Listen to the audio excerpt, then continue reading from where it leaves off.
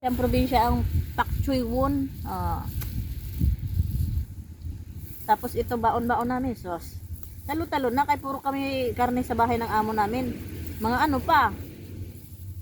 Tawag nito, yung puro pa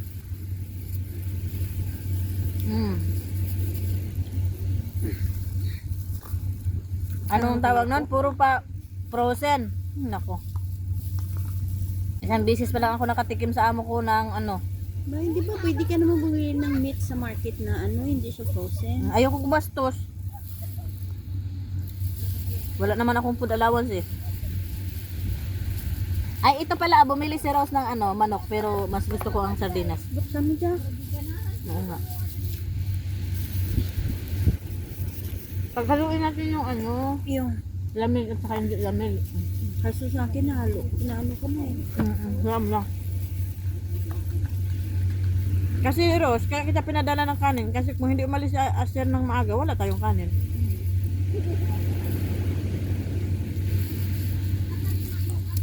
Aywan ko, nahulog kasi yung ano ko. Nahulog yung rice cooker ko kanina kasi biglang tumawag si amo. Bakit nang Si ma'am. Dali kong paglagay sa toilet. Yung rice cooker, aywan ko kung hindi yun nasira. Hindi nahalo, Rose, ang tabang. Di ba may asin? Nga. Lagyan mo. Sa taas. Sarap. Mga shell lang, ang dami. Tingnan mo, iniwan nila yung basura nila dyan, oh. Mais. Saan?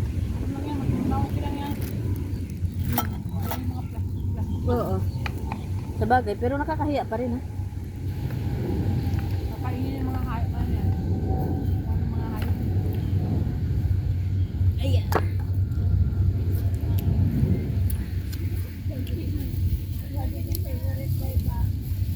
Sa amo allergy dyan eh.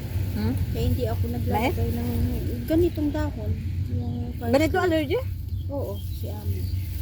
Yung parsley. Bakit? Ko alam, basta green, ano yan. Ano nangyayari sa kanya sa allergy na? Wala, hindi ako naglalagay talaga yan. Simula pa dati. Yung ano lang, laging green onion lang.